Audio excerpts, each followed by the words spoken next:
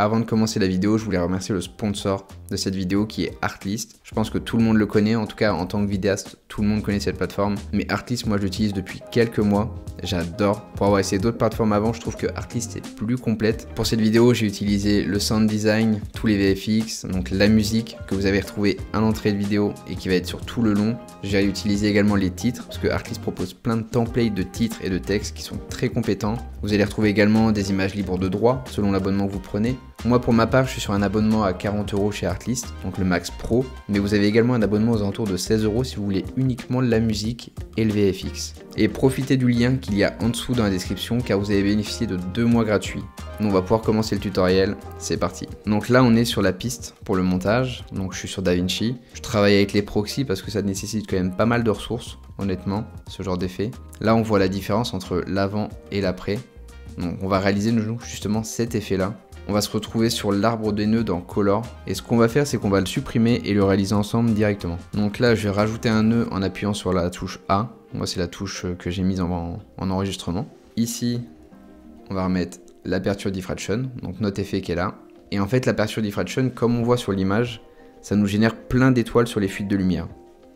Et moi c'est ces étoiles là que j'ai prises et que j'ai diffusées. Moi je vais aller le passer en octagone parce qu'en octagone il y a plus de branches, c'était plus facile à diffuser. Donc là, une fois qu'il est ici et qu'on l'a passé en octagone, on va aller gérer donc au niveau de ces branches là.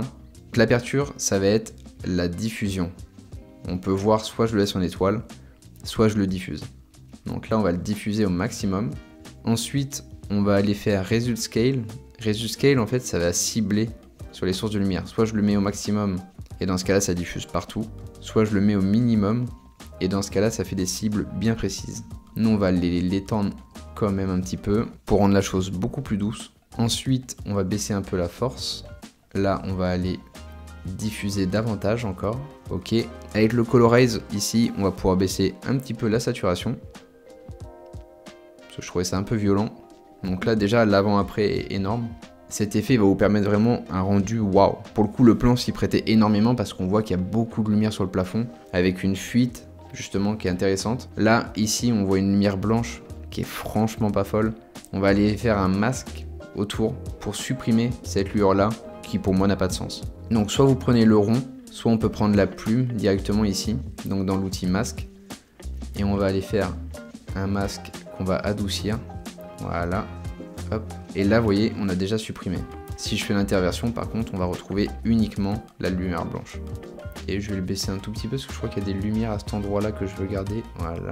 Et là vous voyez rien que l'avant après. Si j'enlève le masque, le gap est quand même vachement différent.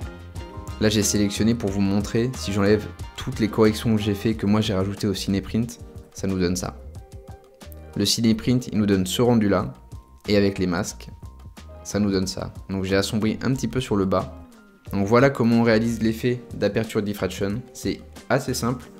Il faut savoir que c'est un effet qui est peut-être pas parfait pour tous les plans. Là pour le coup le plan s'y prêtait parfaitement. J'espère que ce tutoriel vous a plu et qu'il vous sera utile. N'hésitez pas à me suivre sur Instagram, YouTube, pareil, activez la cloche pour ne pas rater les nouvelles vidéos. Je pense qu'il y aura une par mois à peu près aux alentours. Peut-être 2 si j'ai plus de temps, mais vu que je publie tous les jours sur Instagram, j'ai beaucoup de production. Merci pour la force, merci pour l'encouragement, et nous on se retrouve très vite pour une prochaine vidéo. Ciao!